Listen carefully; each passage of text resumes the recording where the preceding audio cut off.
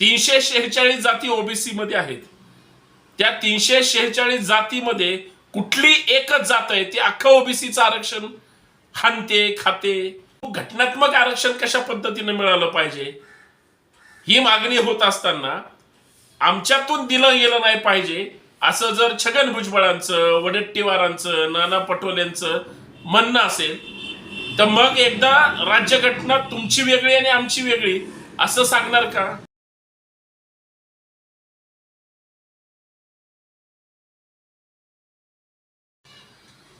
महाराष्ट्रामध्ये मनोज जरांगे साहेबांच्या नेतृत्वाखाली आरक्षणाचा आंदोलनाचा लढा सुरू झाला. हा 17 दिवसाचा त्यांच्या उपोषणाचा लढा सुद्धा महाराष्ट्रातील मराठा समाजामध्ये आरक्षणाची चांगली नवी क्रांती निर्माण करू शकतो हे महाराष्ट्राला स्वप्नात सुद्धा वाटलं नव्हतं. परंतु एक प्रामाणिक कार्यकर्ता ज्यावेळेस लढतो त्यावेळेस समाज काय, प्रत्येक माणूसच, मग तो जातीचा असू द्या किंवा नसू द्या, त्या प्रामाणिक माणसाच्या पाठीशी राहतो. आणि ते सगळ्यात महत्वाचं काम महाराष्ट्रातल्या माध्यमांनी केलं आणि आरक्षण चळवळीला, आरक्षण मागणाऱ्या वर्गाला एक चांगलं बळ देण्याचं काम केलं.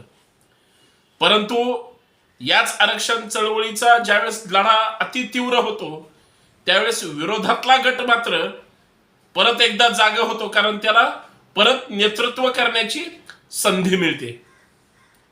मनोज जरांगे साहेबांच्या आंदोलनामुळं जे समाजाच्या नावावर दुकानं चालवत होते त्या सगळ्यांची दुकानदारी बंद झाली आणि त्यांना सुद्धा कळेना काय भूमिका घ्यावी. कारण कुठल्याही समूहामध्ये एक जर व्यक्ती स्वतःचं नेतृत्व सिद्ध करत असेल तर त्याला लगेच टंगडे घालून दुसरे खेकड्यासारखं खाली ओढायला माणसं ही लांबची शोधायची गरज नाही. पण एखाद्या विषयाच्या मागणीमध्ये, मग ते राज्य सरकारकडे असेल किंवा केंद्र सरकारकडे असेल, घटनात्मक कायद्याच्या तरतुदीमध्ये बसून ज्यावेळेस मागणी होते तो लढा हा फार ताकदीचा असतो. आणि त्यावेळेस मात्र जसं आज मराठा समाजाला आरक्षणाची मागणी होत असताना ओबीसींचे जे वेगळे वेगळे नेते ते वेगळ्या वेगळ्या पक्षाचं पाणी भरतात, त्यांना सुद्धा स्वतःचं कर्तृत्व सिद्ध करायचंय. ते सिद्ध कशासाठी की मी ओबीसी नेता हे दाखवण्यासाठी. साहेब मी पण ओबीसी आहे, मला आरक्षण मिळतंय.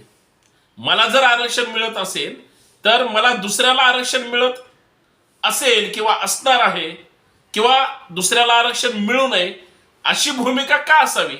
महाराष्ट्रात हे चित्र सध्या बऱ्यापैकी दिसतंय. अरे जर भारताची राज्यघटना, इथं भारताची उद्देशिका मी माझ्या घरात लावलेली आहे आणि ती प्रत्येकाच्या साठी आहे. या देशातल्या कुठल्याही जातीचा असो किंवा धर्माचा माणूस असो, ती त्याच्यासाठी सर्वोच्च आहे. आणि मग जर आम्ही घटनात्मक तरतुदी मान्य करणार असू तर घटनेनंच आम्हाला हक्क अधिकार दिलेत ना.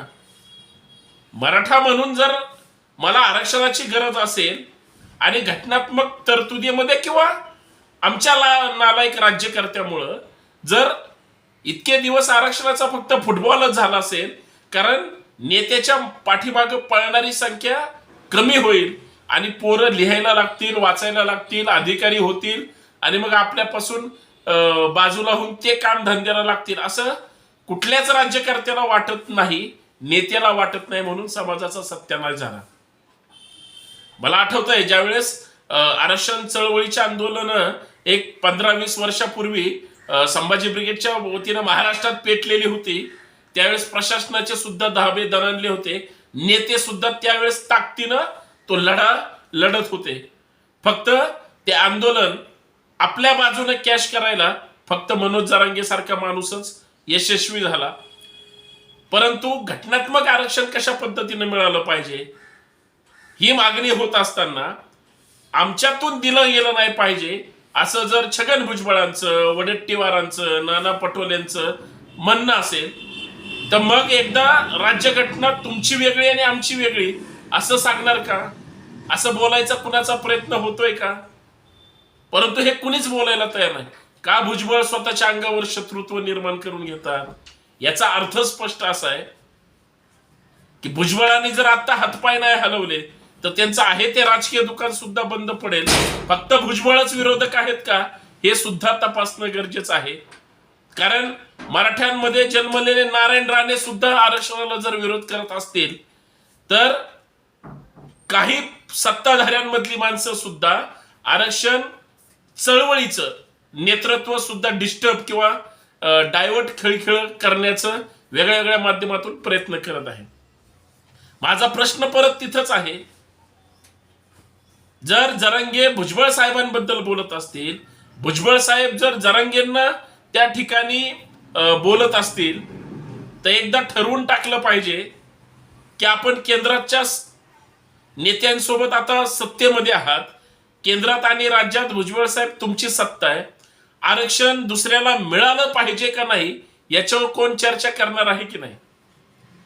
आरक्षण समर्थक म्हणून आज समाजाची लोकांना गरज असताना का तुम्ही आम्ही इथले सगळीच माणसं शेतकऱ्याच्या पोटी जन्मलेला आहोत, कुणबी आहोत, आणि कुणबी असताना भले त्या जातीच्या वर्गाने काही जणांनी कुणबी लावलं, काही जणांनी लावलं नाही.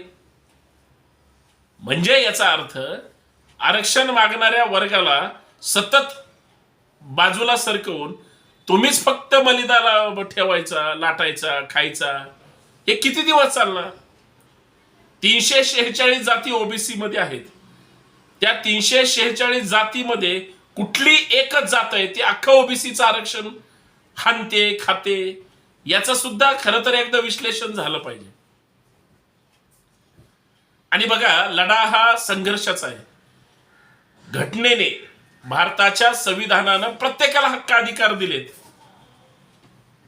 साधी एखादी गोष्ट जर करायची म्हणले तर त्याच्यात बसतं का, इथून त्या सगळ्या लढ्याची सुरुवात होते.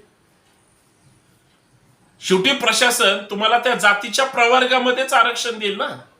स्वतंत्र आरक्षण हे मिळणार नाही, सरसगट द्यावं लागेल. आणि सरसगट शब्दापासून पळण्यासाठी बराच राजकीय खेळ सुरू आहे, हे मला या माध्यमातून सांगायचं आहे. भुजबळ मोठे नाहीत, ओबीसी मोठा आहे, लक्षात घ्या. फक्त ओबीसींच्या लढ्याला काय करू शकत नाही. आज देशाच्या प्रधानमंत्र्यांनी सांगितलंय की ओबीसींची जातनिहाय जनगणना मी करू शकत नाही, सामाजिक म्हणजे ध्रुवीकरण होईल, जाती जातीत संघर्ष पेटेल, असं प्रधानमंत्री जर म्हणत असतील तर त्यांच्या पक्षातले प्रधानमंत्र्याच्या किंवा महाराष्ट्राच्या उपमुख्यमंत्र्यांच्या पक्षातल्या ओबीसी नेत्यांनी सुद्धा आपला नेता ओबीसी जातनिहाय जनगणनेला जर विरोध करत असेल तर त्याच्यावर काही बोलणार आहेत की नाही. भुजबळ साहेब, माननीय प्रधानमंत्र्यांचं ओबीसी जातनिहाय जनगणनेला जर विरोध असेल तर तुमची भूमिका काय, तुम्ही काय बोलणार आहात की नाही, का सगळं स्वार्थासाठी आणि दुसऱ्यासाठी काही नाही अशी भूमिका का घ्यायची. कायद्यानेच होणार आहे ना, तर कायद्याने होऊ द्या. कायदा जर तुम्ही शपथ घेत असताना मी कुणाविषयी ममत्व किंवा कुणाचाही द्वेष मत्सर करणार नाही, मंत्रीपदाची शपथ घेताना एक बोलणार आणि नंतर दुसरं बोलणार, हा सुद्धा खोटारडेपणा नाही का. हे सगळं जर स्वार्थासाठी आणि काहीतरी ह्याच्यासाठी करत असाल, ठीक आहे ना, घटनात्मक चौकटीमध्ये राहून जे जे करता येईल, जे जे होईल ते झालं पाहिजे. आणि प्रतिनिधित्व आहे ते जर त्या समाजाला मिळालं पाहिजे.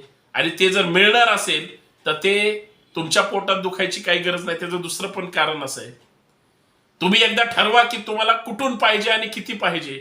एकदा तुमचं तरी तुम्ही सगळं घेऊन टाका, दुसऱ्यांना देऊ नका. म्हणजे दुसऱ्याला विरोध करायला तुम्हाला त्या ठिकाणी शब्द राहणार नाही किंवा तोड राहणार नाही.